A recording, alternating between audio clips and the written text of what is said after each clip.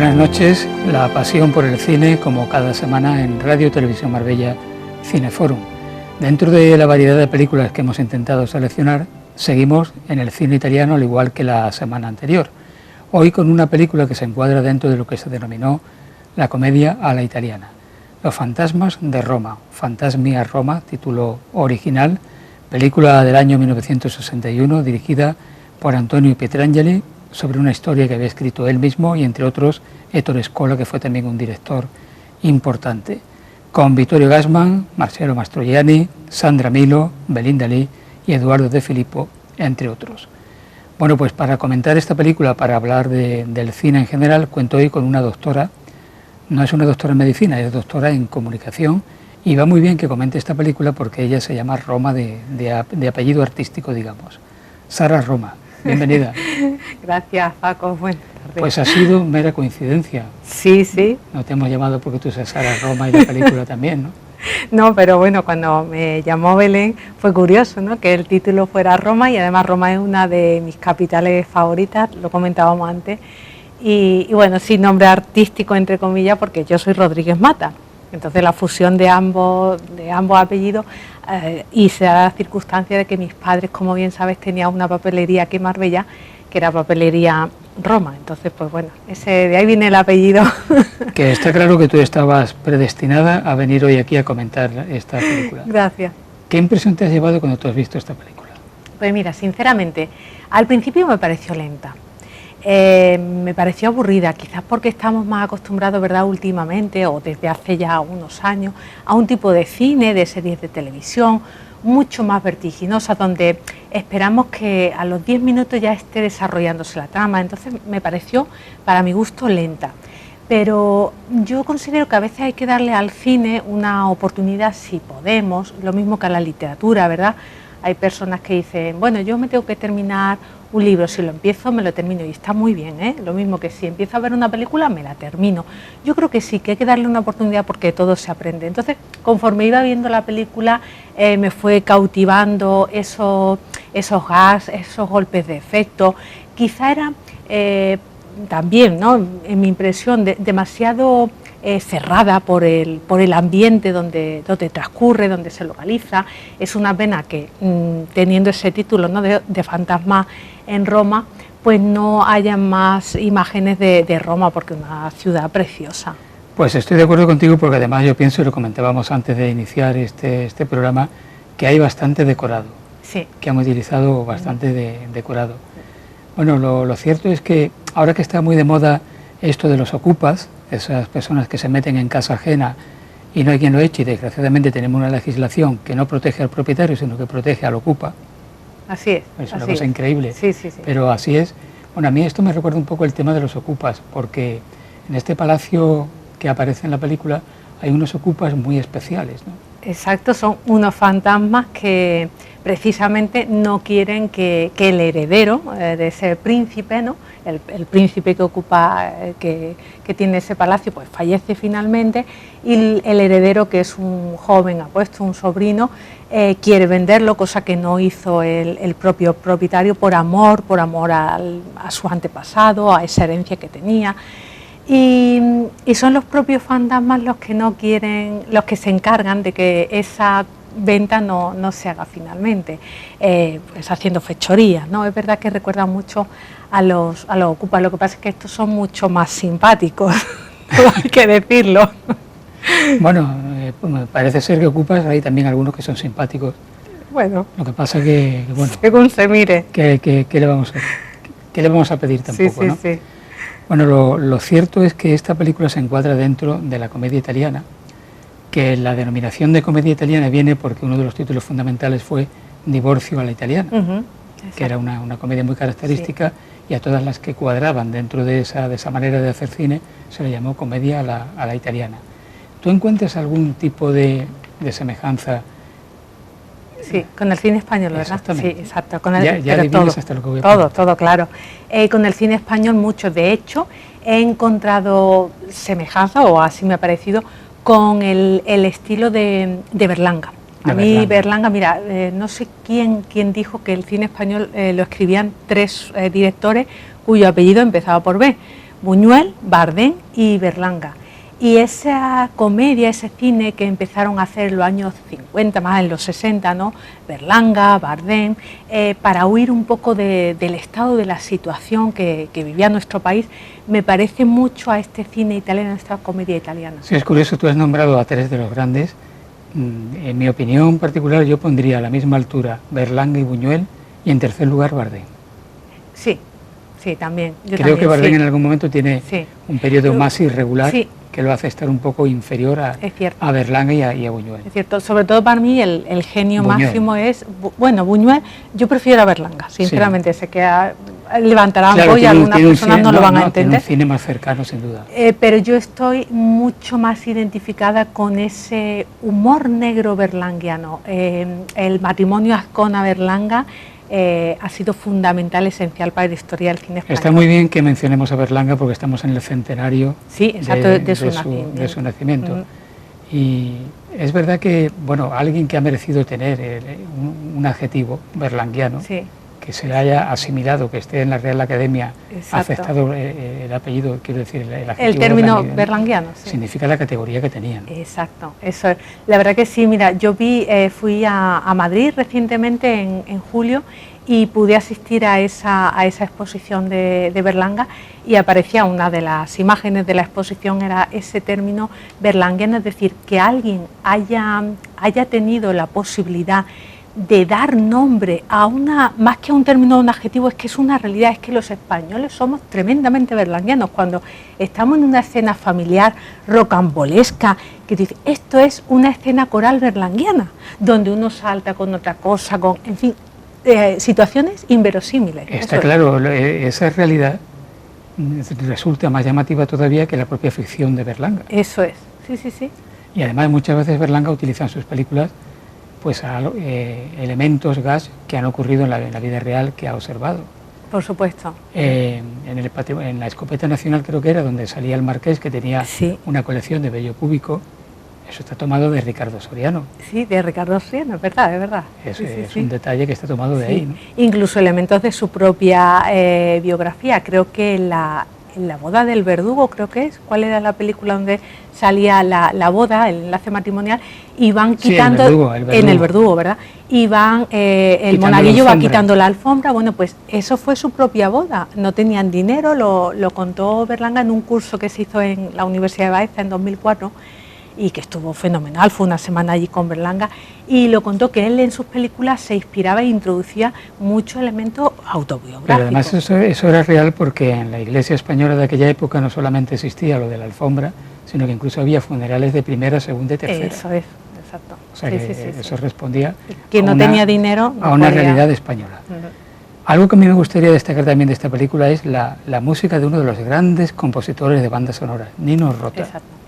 Nino Rota, que trabajó mucho con Federico Fellini, pero también le encuentro a esta película que está muy encorsetada la música para ser de Nino Rota, porque me parecía muy repetitiva, es decir, había un tema musical, que se repite que se repite con algunas variaciones, pero bueno, yo tengo la sensación, o la tuve cuando vi la película, fíjate, que a lo mejor estoy equivocada, me da la sensación de que esta película se hizo para aprovechar tanto decorados como vestuario, como actores que estaban por aquel, porque también en la época era muy común, y esto viene del cine del Star System americano, ¿verdad? Era muy común aprovechar los elementos de una filmografía para producir otra, porque así ganabas con dos películas que te había salido por el mismo coste. Como de hecho se dice que en Lo que el viento se llevó, el incendio de Atlanta era el decorado de King Kong. De King Kong, exacto. Y aprovecharon para quemarlo, exacto. Pues mira, hoy día que se habla mucho de reciclaje y de que todo sea sostenible, pues era una manera de reciclar, ¿no? Sí, por supuesto, no tenían otra. Aprovechar los decorados, el vestuario, en fin, y me parece muy acertado, y más para la época, ¿verdad? Estamos hablando de los años 60, principios de los 60, cine italiano, y había que aprovechar los recursos que tenían, los recursos técnicos, humanos. Bueno, a Nino Rota siempre se le recordará por La Estrada, pero curiosamente a él le dieron el Oscar, se lo dieron por la música del Padrino 2, la segunda parte. Fue candidato en la primera parte, pero no se lo concedieron porque por lo visto esa música la había utilizado ya en otra película. Ah, sí, Parte eso no de lo la sabía. música la había utilizado en otra película y no la consideraron totalmente Original. Y por eso no le dieron el Oscar, pero estaba nominado también. Sí, sí, sí, El Padrino, que es otra de las películas, bueno, yo creo que estará, ¿no?, en los primeros puestos de la historia del cine. Sí, y además, con El Padrino se da algo muy curioso, que las tres partes son buenas. Son buenas, exacto, sí, sí, sí, las tres. no Cualquiera es... que vea, para mi gusto hay alguna un poco más violenta, pero bueno. Y en la segunda parte del Padrino, por la que le dan a Nino Rota el Oscar, había tenido colaboración también el padre de Francis Ford Coppola, Carmine Coppola. Sí, sí, sí. Que era el que le había hecho la música, la banda sonora al Napoleón de Abel Gance, que rescató a su hijo. Que rescató, sí, sí, sí. Uno de los grandes títulos del cine mudo. Del cine mudo francés. Y Antonio Pietrangeli, director curioso, ¿verdad? No lo conocía, sinceramente, esa película. Y bueno, como te comentaba antes, pues la encontré en una de las plataformas actuales, ¿no?, de cine, y no conocía a este director. Lo que sí he leído, que se hizo como crítico cinematográfico, empezó siendo un crítico cinematográfico, luego fue haciéndose un hueco, ¿verdad?, como guionista, y dio el salto a la dirección. Sí, él escribía en dos revistas, una que se llamaba Cinema y otra que era Bianco y Negro, Blanco y Negro, que eran dos publicaciones en Italia de referencia dentro de la crítica cinematográfica. Y de ahí pasa al cine. Tiene una filmografía relativamente corta, son 12 o 13 títulos. Sin embargo, tiene un David de Donatello, un reconocimiento en los BAFTA, creo que en San Sebastián, en Berlín le reconocieron también. O sea, una filmografía corta pero reconocida. Para lo que estamos acostumbrados, ¿verdad? Sí, sí. Ya te digo que para mí no era un director ni siquiera, bueno, dentro de la historia del cine italiano, y he visto, ¿no?, he visto películas de cine italiano, pero curiosamente estamos más familiarizados con lo que es el cine en blanco y negro o el cine de los años 50, ¿verdad? Para mí uno de los títulos también, bueno, del séptimo arte es la película de Mastroianni, ahí se me ha ido ahora La Dolce Vita. La Dolce Vita, que reproduce con Anita Ekberg, que reproduce muy bien lo que es la esencia no solo de una época, sino del espíritu mediterráneo. Ese golfo, esa persona que se busca la vida para vivir, y creo que la picaresca la inventamos curiosamente nosotros, creo que la picaresca se trasvasó también a lo italiano, porque es un pícaro tremendo. Tú has destacado el hecho del blanco y negro. Sí. La Dolce Vita no sería lo mismo si fuese en color. No. Para nada. Aunque hoy día hay una tendencia, sobre todo la gente muy joven, que no quiere ver películas en blanco y negro bajo ningún concepto. Sí. No les recomiendo un clásico y te preguntan, ¿es en color o en blanco y negro? Sí, incluso, bueno, y películas, ya no te digo, películas en versión original. Yo cuando le digo a mi hermana mayor, o estoy hablando, digo, pues mira, pues me he visto este fin de semana una película rumana, subtitulada en español, se echa las manos a la cabeza. Y a mí me encanta ver el cine en versión original, porque capto más, no me importa leer. Y esta película, curiosamente también, intenté ponerla, ¿no?, en versión original, pero el sonido no era muy bueno. Entonces al final tuve que optar por verla en versión doblada. Pero me gusta porque creo que capto más los matices, los giros, cómo suena esa lengua. No me importa que sea coreano, que sea lo que sea, no me importa. Sí, no, evidentemente el actor no solamente es la imagen o el rostro, es también la voz. Eso es, sí. Aunque tenemos unos actores de doblaje magníficos y excelentes en España, eso está claro, pero hay que ver de vez en cuando cine en versión original. Sí. ¿Qué decir de Marcello Mastroianni? Un hombre que tuvo, sentimentalmente hablando, 8 parejas. Sí. Nada más que 8. Sí, solo. Que se dice pronto, ¿no? Pero ese es un actor único junto con Sofía Loren. Sí, son los que han escrito el cine italiano, ¿verdad? Y las últimas producciones de Marcello Mastroianni, ahora que también mencionas a Sofía Loren, pues son muy entrañables. Creo recordar, la última película que hizo Mastroianni fue con el director portugués Oliveira, ¿verdad? Sí. Que ya estaba, creo, bastante tenía ya 90 enfermo. 90 años, yo creo que no era tan mayor, que estaba enfermo, tenía cáncer, me parece. Tenía mucha edad, no digo 90, pero mucha edad. Tenía edad, sí. Y me resultó a mí un personaje muy entrañable para el tipo de papeles que había hecho en el cine, que siempre todos los papeles pues eran de primera fila y además de galán, porque oye, pues Marcelo Mastroianni no se iba a prestar a menos, ¿verdad? Un papel protagonista. Fíjate que en esta película tiene tres personajes, ¿verdad? Pero los tres pues son unos galanes. Vittorio Gassman, otro de los miembros destacados del reparto. Vittorio Gassman fue alguien excepcional no solamente en Italia, sino a nivel europeo, y muy respetado también en España, donde le dan en los años 90 el premio Príncipe de Asturias de las Artes. Sí, sí, exacto. Vittorio Gassman aquí en esta película hace un papel muy cortito, ¿verdad? El papel del pintor sale al final en una escena, pero es cierto que también es un actor con un gran talento y ha podido, creo que, crear una escuela. Yo creo que para quienes pudieron trabajar con él, tuvo que ser, por lo que tengo entendido, una persona que dejó huella cerca de todo aquel que se acercó. Por lo visto era muy perfeccionista, sobre todo en la dicción, en la pronunciación, cuando tenía que interpretar un dialecto italiano, porque el italiano no es un idioma uniforme. Es como el español. Es como el español, pero por lo visto el italiano incluso hay lugares donde la gramática no coincide de un lugar a otro, ¿no?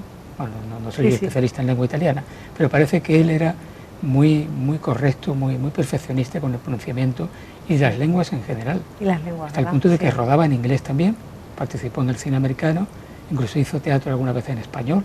Sí, era común en la época. Estos grandes actores daban el salto a Estados Unidos, porque bueno, Estados Unidos siempre ha sido considerada la meca del cine, aunque se nos olvida que los que inventamos el cine fuimos los europeos, concretamente los franceses, y aquí tenemos muy buen cine, pero en Estados Unidos había muchas más posibilidades de lanzarse, de cobrar más, de tener mucho más éxito. Y claro, Vittorio Gassman pues explotó allá donde fue España, Estados Unidos, en fin. Sí, fue muy polifacético, podemos decir. Actuó en 50 y tantas películas, es una filmografía respetable, pero no tan amplia.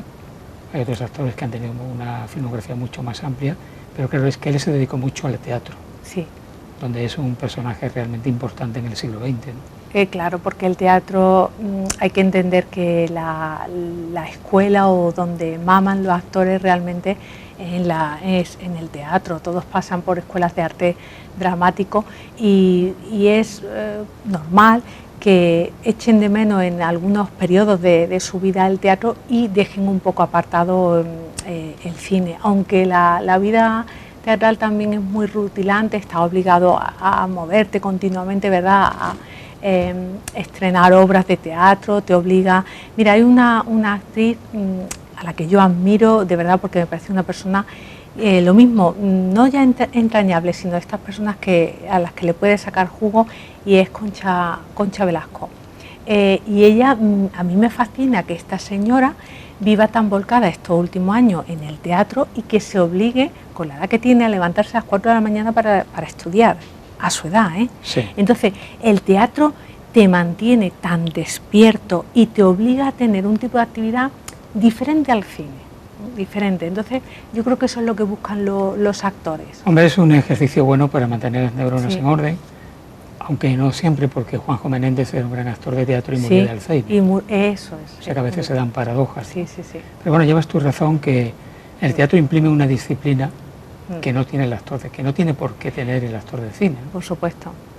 Aunque los rodajes son bastante estresantes, claro, ¿verdad? Es que es otro lenguaje, es otro sistema de trabajo. Bueno, en cuanto a esto de la comedia italiana, yo he apuntado aquí algunos de los actores más famosos, más importantes de la comedia italiana. Por ejemplo, Alberto Sordi, Ugo Tognazzi, Nino Manfredi, Sofía Loren también, Marcello Mastroianni, Adolfo Celi, Claudia Cardinale o Estefanía Sandrelli. Sí, Nino Manfredi, que también trabajó en el cine español. En El Verdugo, también, por ejemplo. En El Verdugo, sí, que hemos hablado. El que hacía la pareja con Emma Penella. Sí. Qué gran película es El Verdugo. Es una película única. Tiene, claro, el tema que trata es muy duro, asimilar esa historia y demás. Claro, que tú lo ves y dices, oye, que esto ha pasado, ¿eh? Que esto forma parte de la historia reciente. Pero esa película del Verdugo, si en lugar de hacerse en España se hace en Estados Unidos, hoy día es un clásico universal. Sí. Sin duda, ¿no? Sí. Y bueno, como Bienvenido Mr. Marshall, ¿no? otro título. La verdad es que tiene mucho mérito Berlanga, Azcona, cómo lograban de alguna manera burlar a la censura, sí, trabajarse a la censura para hacer películas que de otra manera no se hubiesen autorizado nunca. No, no, para nada, porque además, lo decíamos antes, ¿no? El tema que trata el verdugo, todavía cuando rueda Berlanga existía la figura del verdugo, es decir, la pena de muerte estaba instaurada en España. Entonces había que ser muy inteligente, tanto hablamos del cine como los literatos, los escritores, para burlar a la censura y poder colar esos mensajes. Además, en el curso al que asistí lo contaba muy bien Berlanga, porque los censores muchas veces pues eran personas de una mente, vamos a ver, muy limitada, ¿no? Que muy llevaban, cortito. Llevaban orejeras. Claro, entonces había giros, gags que ellos no entendían, ¿no? Entonces, sí. Menos mal. Menos mal, porque algo se pudo hacer. Si no, el cine se hubiera escrito de otra manera. Bueno, hablando de todos los genios que hemos mencionado, Luis Buñuel logró meterles un gol también con Viridiana. Sí, con Viridiana también. Que también otro tema.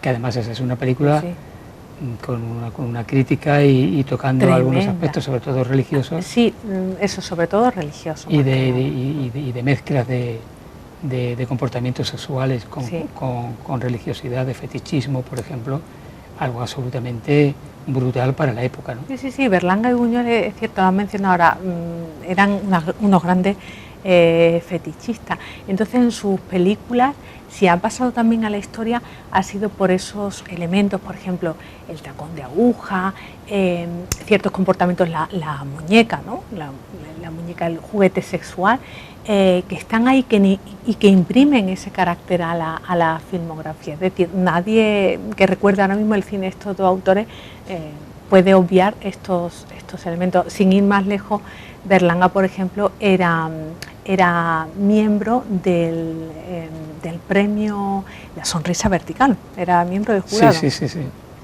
Y además él siempre presumió de su erotismo. Sí.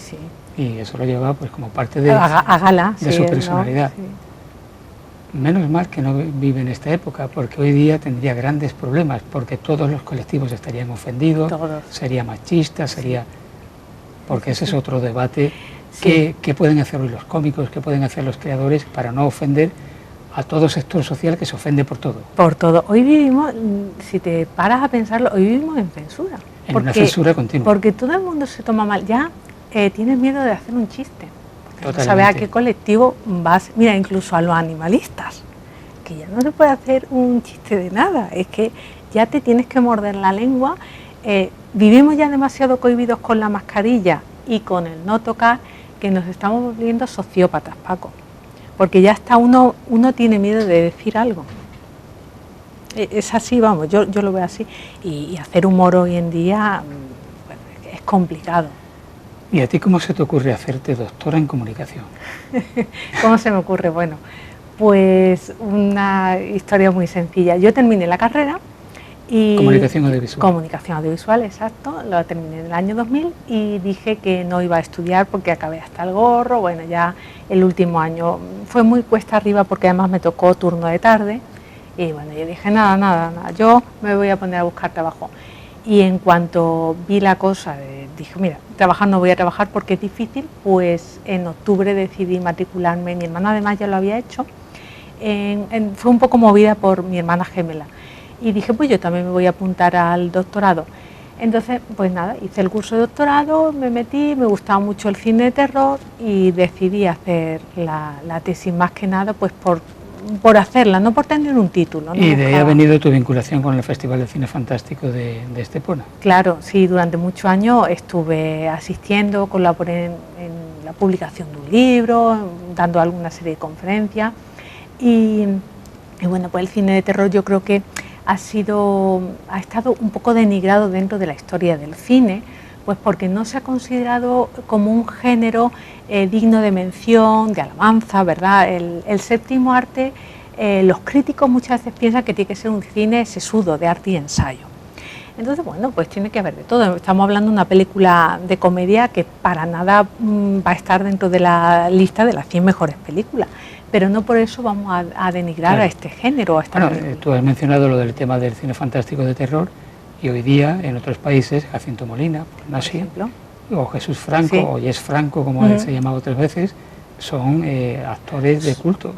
Claro, son cineastas de culto. Son cineastas que han escrito la historia del cine, no solo de terror en España, sino a nivel mundial. Es cierto, mira, yo tuve la oportunidad de conocer a Jesús Franco y me pareció, así como a lo lejos, ¿no?, por lo que tenía entendido de su filmografía, lo que había visto, una persona muy distante, lo mismo, volvemos al mismo tema, te acercas, reconoces que te interesa su filmografía, su persona, y me pareció una persona entrañabilísima, llena de vivencias, con necesidad de contarlo, de comentarlo, de que se hablara de él, y con la oportunidad de conocer eso a alguien que ha escrito, que ha hecho historia dentro del cine español y que no se le ha reconocido. Sin duda. Hombre, hacer cine, el intento honesto de hacer cine, yo pienso que siempre debe ser reconocido y tenido puesto en valor, diría hoy día un político, ¿no? Sí, porque además es muy artesanal, cuesta mucho trabajo, muchas horas de investigación. Es muy ingrato porque además no está bien pagado, ¿no? Quien piensa que con el cine te forras está engañado, y luego pues te ves también muy solo. Yo me he encontrado con eso, entrevistando, ¿no?, a directores o actores, a Paul Nachi, que también lo entrevisté, y te da la sensación de que son personas que al final de su vida son muy solitarias, se ven solas, porque la gente se olvida de ti y ya no eres nada, no eres nadie. Con la cantidad de valores, y lo que has de conocimiento. Y lo que has aportado a la industria también económicamente. Por supuesto. ¿Tú recuerdas, Sara, cuál fue la primera película que tuviste? La primera ¿En cine? ¿En cine aquí en el Cine Alfil? Bueno, donde sea. Pues mira, tuvo que ser la primera película, pues, no sé, a lo mejor fue Dirty Dancing, probablemente, creo, porque yo me acuerdo de algunos títulos de haberlo visto aquí en el Cine Alfil, y yo creo que la primera vez que fui al cine, pues, vi esa, luego Bailando con Lobos, Ghost, que también la vi en el cine, en fin, esa es la época, las primeras películas que vi bueno, si me voy un poco más al pasado, quiero creer que vi Mary Poppins, siendo niña. Muy posible, porque Mary Poppins se reponía frecuentemente. Eso, entonces quiero creer que vi Mary Poppins, también en el Cine Alfil, por supuesto. Esas películas. Te agradezco mucho, Sara Roma, que hayas venido a hablar de la película Fantasmas en Roma. Gracias, muchas gracias a vosotros. Que te vaya muy bien. Gracias, igualmente. Y ya seguramente más adelante vendrás otro día a Cineforum a comentar otro título, a ver si tenemos algo de cine español. De acuerdo, eso. Que nos gusta. Muchas gracias. Bueno, pues nos vamos al año 1961 mediante el cine con esta película, esta comedia a la italiana que se llama Fantasmas de Roma. A disfrutarla.